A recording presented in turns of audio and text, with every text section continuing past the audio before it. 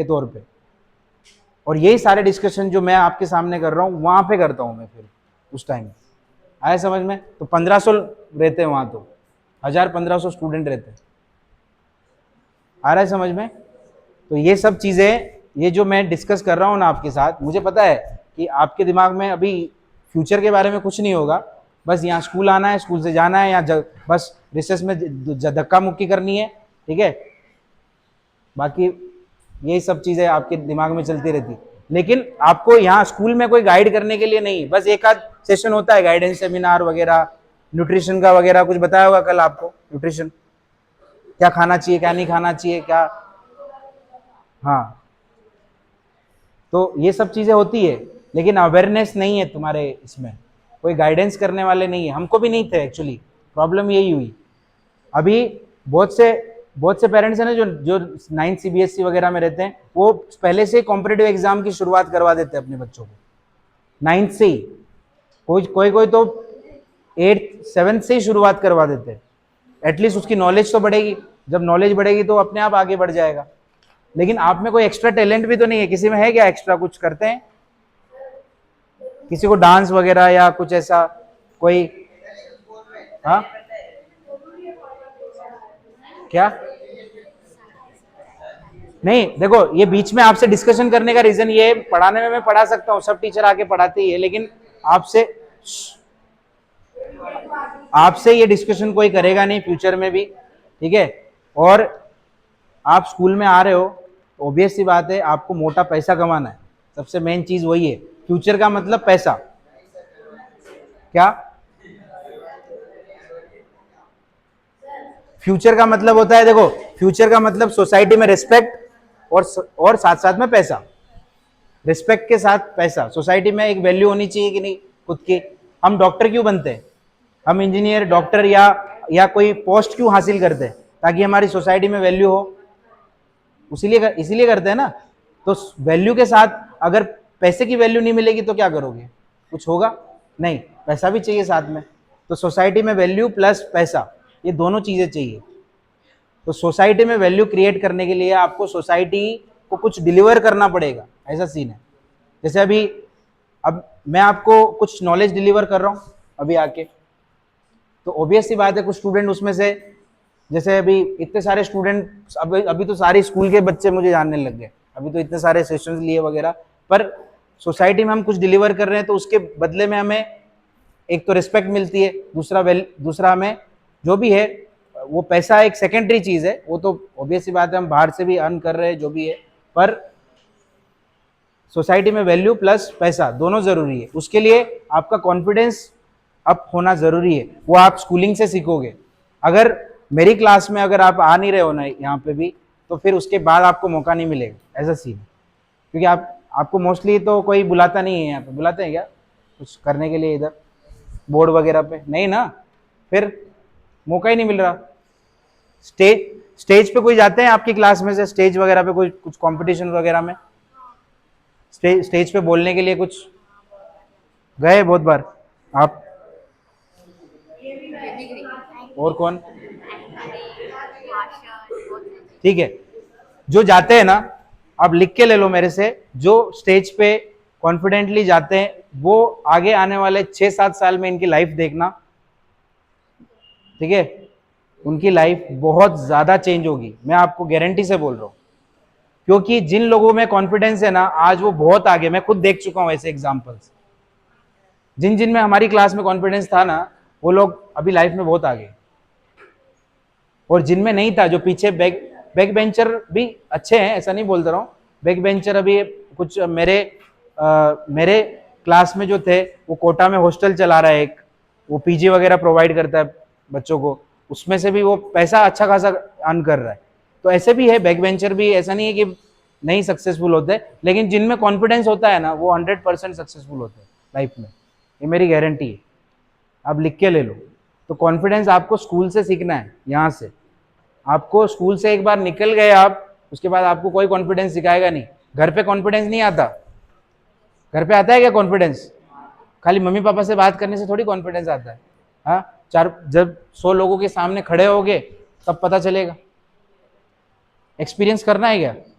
एक आध जन को बुलाऊं इधर, पता चलेगा। अभी जब सामने फेस देखोगे सबके तो अपने आप थर थर कांपने लगोगे ऐसा। सो ये सारी चीजें हैं जो आपको एक्चुअली, मैं एज ए स्टूडेंट तुमसे बात कर रहा हूँ, आया समझ में। हॉस्टल में रह चुका हूँ 7 साल, एक साल के बाद मैं पेरेंट्स से मिलता था। एक साल में एक बार फेस देखता था पेरेंट्स का, क्योंकि मैं राजस्थान में था तो एक साल में एक बार आता था गर्मियों की छुट्टियों में। हाँ हाँ। सो ये लेकिन स्कूल से बहुत कुछ सीखा। अब 7 नेशनल अगर करने हैं तो अगर स्कूल से जाना भी है तो पैसा लगता है ना, ट्रांसपोर्टेशन वगैरह वगैरह सब कुछ, लेकिन हमारे उसमें फ्री में हमें सब कुछ मिला। आया समझ में। चलो अभी शुरुआत करते हैं, अभी वापस इस पे आ जाते हैं। नेक्स्ट देखो, एनर्जी। ओके, इसमें एनर्जी के 2 फॉर्म है। मेरी बात सुनो अभी। एनर्जी के 2 फॉर्म है। एनर्जी क्या होती है पता है आपको? क्या होती है एनर्जी?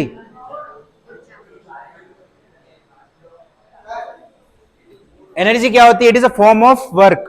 ये एक वर्क का ही फॉर्म है जिसको हम एनर्जी बोलते हैं। आया समझ में।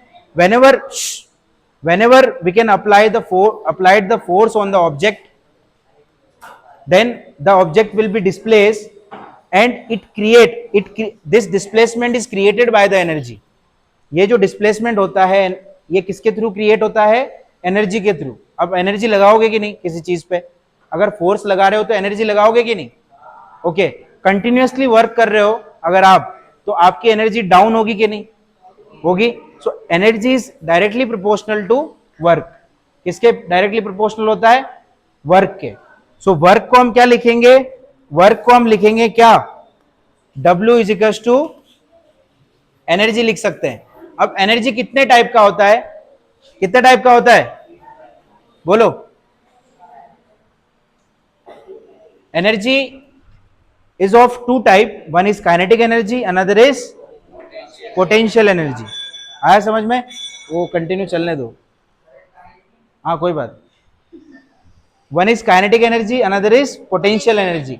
काइनेटिक एनर्जी क्या होती है? जैसे मान लो अगर मैं यहां से हॉरिजेंटली कोई चीज अगर यहां से थ्रो करता हूं, आप क्रिकेट खेलते हो ना, तो क्रिकेट में आप जब शॉट मारते हो, चौका मारते हो, तो वो बॉल कैसे जाती है? ऐसे नीचे जाती है। तो नीचे जब बॉल ऐसे मूव करती है हॉरिजेंटल डायरेक्शन में, तो उसको हम, उसमें क्या होता है? मोशन होता है बॉल में, होता है कि नहीं? जब कोई ऑब्जेक्ट हॉरिजेंटली मूव कर रही है और उसमें मोशन आ रहा है, हॉरिजेंटल मोशन, तो उसको हम बोलेंगे काइनेटिक एनर्जी। आया समझ में? The energy is created by through the motion. समझ में आया? The energy is created through the motion on the object. Clear है? तो उसको हम बोलेंगे काइनेटिक एनर्जी। अब इसका एक डेरिवेशन है, सॉल्व करें। ओके, सबसे पहले देखो,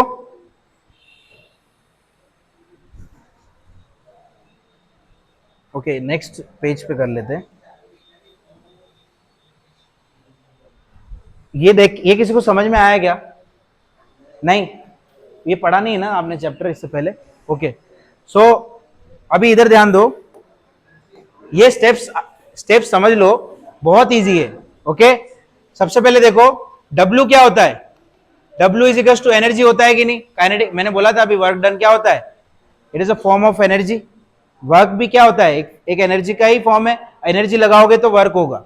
ओके, सो क्या हो जाएगा? देखो, ये फोर्स इंटू डिस्प्लेसमेंट। मैंने बोला था वर्क का फॉर्मूला क्या होता है? Force into displacement. Okay, so यहां पर क्या हो जाएगा? हम फोर्स को क्या लेंगे बोलो? फोर्स को हम ले लेंगे मास इंटू एक्सेलरेशन। आपको यहां तक क्लियर है? ओके, अब हम सेकेंड इक्वेशन ऑफ मोशन लेंगे। अब सेकेंड इक्वेशन ऑफ मोशन क्या होता है? S is equal to u t plus half a t का स्क्वायर। यहां तक क्लियर है? अब यहां पर हम क्या कर रहे हैं? u जो है वो 0 ले रहे हैं, बिकॉज जो ऑब्जेक्ट है वो इनिशियली रेस्ट में होता है, उसके बाद जब हम उसमें फोर्स लगाते हैं तो वो ऑब्जेक्ट हिलती है। अभी वो लैपटॉप में मैं फोर्स नहीं लगा रहा हूं तो वो वैसा ही है ना। ओके, अभी क्या हुआ? अभी मैंने थोड़ा सा हिलाया ना लैपटॉप को, तो क्या हुआ? तो ये डिस्प्लेस हो गया। आया समझ में? सो इनिशियल वेलोसिटी क्या थी लैपटॉप की, बाहर जाना है तुमको, इधर ध्यान दो। इनिशियल वेलोसिटी क्या थी लैपटॉप की, 0। सो इनिशियल वेलोसिटी मैंने 0 ली यहां पर। ओके, तो अगर इसको 0 लिख दिया तो क्या हो जाएगा, 0 into t plus half a t का स्क्वायर। तो ये क्या हो जाएगा, S is equal to half a t square हो जाएगा कि नहीं, क्योंकि ये तो 0 हो गया। आया समझ में? ओके, अभी आगे ध्यान दो, ये हो गई स्टेप नंबर 1। अब इसको क्या करना है, इसको हमें सिर्फ पुट करना है। सो इक्वेशन नंबर 1 ये हो गई, इक्वेशन नंबर 2 ये हो गई। So put the equation number 1, अब क्या करना है, put equation 1 and 2 in work formula. किसमें पुट करना है, वर्क वाला जो फॉर्मूला है उसमें आपको इसको पुट करना है। आया समझ में? सो अभी क्या हो जाएगा, देखो वर्क इज इक्वल टू क्या था, एफ इंटू एस। तो ये हो जाएगा क्या, एफ क्या होता है, मास इंटू एक्सेलरेशन। ये देखो first equation and second equation, first ये, तो मास इंटू एक्सेलरेशन हो जाएगा। एस क्या होगा, सेकंड इक्वेशन क्या है, हाफ इंटू एटी स्क्वायर, यही है ना, हाफ एटी स्क्वायर। ओके, सो ए और ए साथ में कंबाइन हो जाएगा तो क्या हो जाएगा, W is equal to half, बोलो क्या होगा, हाफ m a square t square बराबर ए स्क्वायर और टी स्क्वायर हो जाएगा। ओके, अब एक बात बताओ, इसको मैं ऐसे लिख सकता हूं, W is equal to half m a t का होल स्क्वायर। ओके, अब आपको पता होगा V इज इक्वल टू क्या होता है, V is equal to u plus a t होता है कि नहीं, होता है। ओके, U क्या ले लिया, 0, तो V इज इक्वल टू क्या हो जाएगा, 0 प्लस 80, तो V इज इक्वल टू 80 हो जाएगा। So instead of 80 we can put V, 80 की जगह हम क्या पुट कर सकते हैं, V। सो ये हो जाएगा W is equal to half M, और 80 की जगह क्या आ जाएगा, V, तो ये V स्क्वायर हो जाएगा। ये आ गया हमारा काइनेटिक एनर्जी का फॉर्मूला, क्योंकि W इज इक्वल टू क्या होता है, काइनेटिक एनर्जी। सो इसको हम काइनेटिक एनर्जी भी लिख सकते हैं, मैंने अभी जस्ट बताया था, work is the form of energy. तो जो एनर्जी लगाएंगे तो ही वर्क होगा। क्लियर? ये उसका डेरिवेशन, और डिफिकल्ट नहीं है, इजी है। बस आपको क्या करना है, फोर्स वर्क का फॉर्मूला लगाना है, सेकेंड इक्वेशन ऑफ मोशन लगानी है, उसमें u की वैल्यू डालनी है, 0 हो जाएगा, फिर s की वैल्यू आ जाएगी हाफ एटी स्क्वायर, ये सेकेंड इक्वेशन हो गई। फिर ये इक्वेशन और ये इक्वेशन को इसमें पुट करना है वर्क के फॉर्मूले में, फोर्स आ जाएगा ma और ये आ जाएगा s आ जाएगा हाफ एटी स्क्वायर। फिर आपको क्या करना है, a को इधर मल्टीप्लाई करेंगे तो a स्क्वायर टी स्क्वायर हो जाएगा, m यहाँ पे वैसे का वैसे लिख देंगे, हाफ भी वैसे का वैसे लिख देंगे। उसके बाद 80 स्क्वायर को हम इससे रिप्लेस कर सकते हैं, v से, a को जो 80 है उसको v से रिप्लेस कर सकते हैं इस फॉर्मूले के थ्रू। तो यहां पर जो 80 है उसकी जगह मैंने क्या लिख दिया, v। सो ये हमारा फॉर्मूला आ गया किसका, काइनेटिक एनर्जी का। क्लियर है सबको? लिखेंगे क्या, हैंड राइटिंग नहीं समझ में आ रही, क्या नहीं समझ में आ रहा, क्या समझ में आया क्या सबको, पक्का? नहीं, खाना कम खाया था। सबको क्लियर हुआ? देखो मेथड तो इजी बताया मैंने आपको। ओके, न्यूमेरिकल सॉल्व करना है तो थोड़ा ध्यान दो इधर।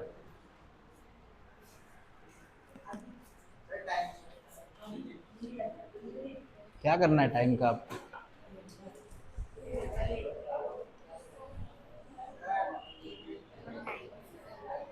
क्या 7 इवनिंग,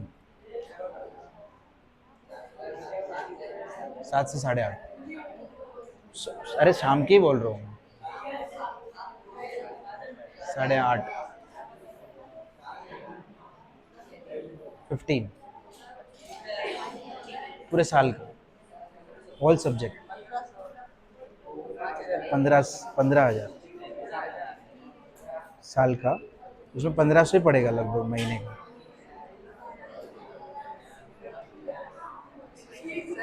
क्या? हाँ, पंचवटी प्लाजा, तुमको मालूम है?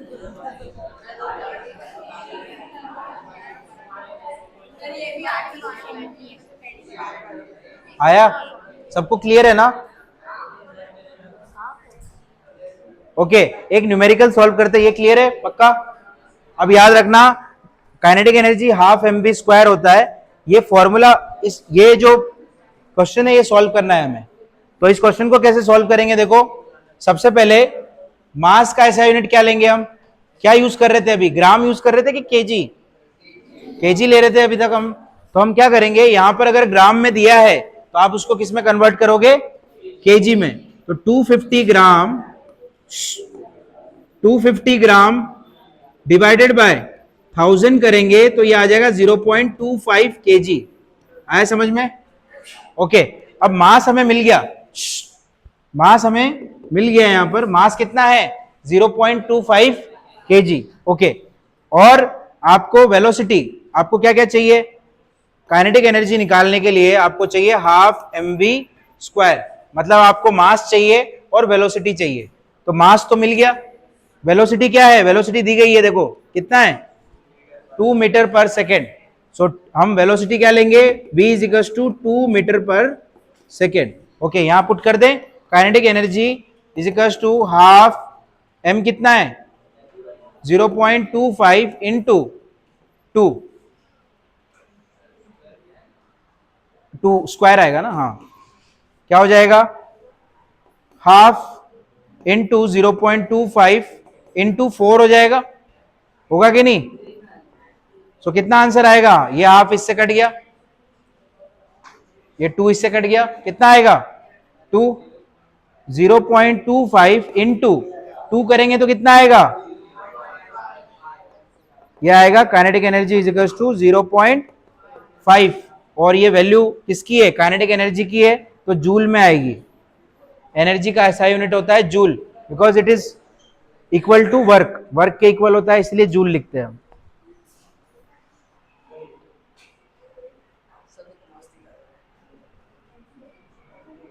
सॉल्व हो गया? समझ में आया सबको?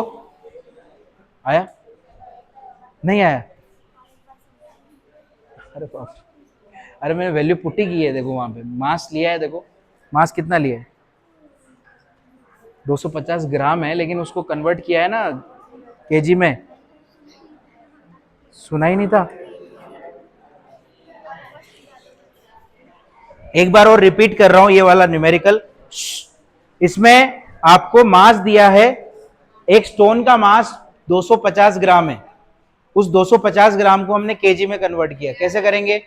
1000 से डिवाइड करके केजी में कन्वर्ट कर देंगे, तो आंसर कितना आएगा? 0.25 केजी। ओके, मास हमें मिल गया, हमें क्या चाहिए? वेलोसिटी चाहिए। क्या चाहिए? वेलोसिटी यहां पर है क्या? ये देखो, when the moment when its velocity will be 2 metre पर सेकेंड। क्वेश्चन आप पढ़ सकते हो, आपके पास बुक भी होगी, है ना? सो वेलोसिटी कितनी है? 2 मीटर पर सेकेंड। अब हमने क्या किया है, ये हाफ एम बी स्क्वायर जो है उसमें मास ले लिया, कितना मास? हमने 0.25 ले लिया केजी, और वेलोसिटी कितना लिया? 2। अब 2 स्क्वायर लेंगे कि नहीं, क्योंकि v स्क्वायर है, तो 2 का स्क्वायर कितना होता है? 4। तो हमने 4 को 2 से कट कर दिया, बिकॉज यहां हाफ था, तो कितना आया? 2। फिर 0.25 को 2 से मल्टीप्लाई किया तो आंसर आया 0.5 जूल। अभी क्लियर है कि अभी भी इधर से उधर चला गया?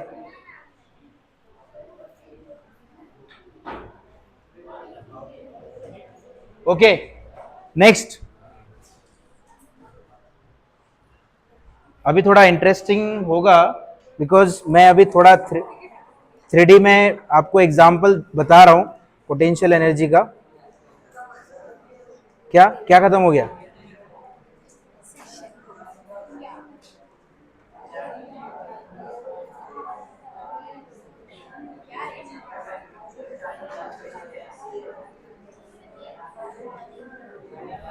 सामने देखो।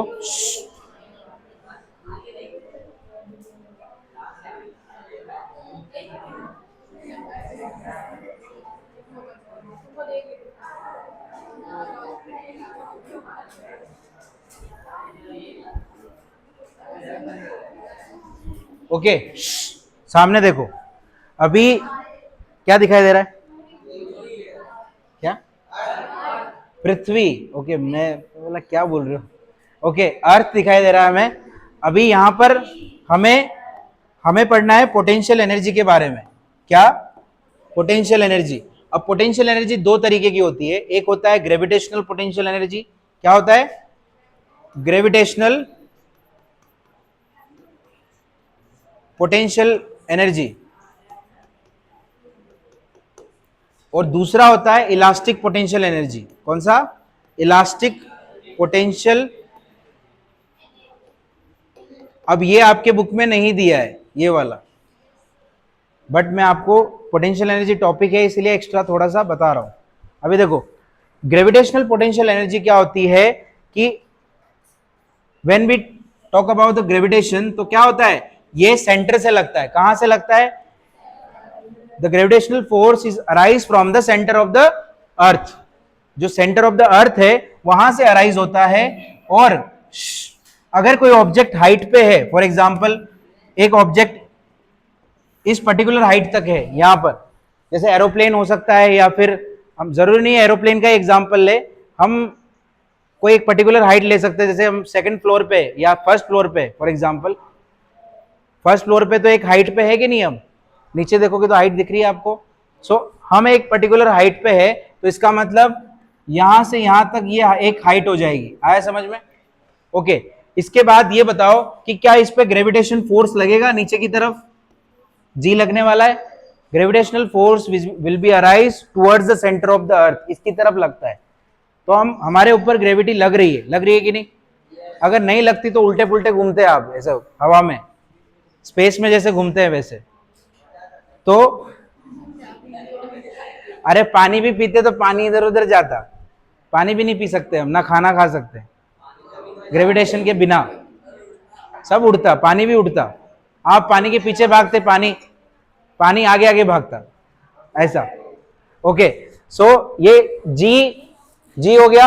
और एक ऑब्जेक्ट अगर होती है उसका मास भी होता है। क्या होता है? तो यहां पर ग्रेविटेशनल पोटेंशियल एनर्जी का एक फॉर्मूला आ जाएगा। पोटेंशियल एनर्जी का फॉर्मूला होता है mgh। क्या होता है? mgh। ओके, अब आपको पता है कि वर्क का फॉर्मूला याद है आपको? वर्क क्या होता है? W is equal to force multiply by displacement. So अब एक बात बताओ, फोर्स को क्या लिखेंगे? Mass into m into a into s लिखेंगे। ओके, सो यहां पर a क्या हो जाएगा? g, बिकॉज यहां पर ग्रेविटेशनल फोर्स लग रहा है। तो क्या हो जाएगा? W is equal to m into g. और s क्या हो जाएगा? देखो s मैंने यहां पे लिखा है, s जो है उसको हम हाइट कंसिडर करेंगे। सो s क्या हो जाएगा?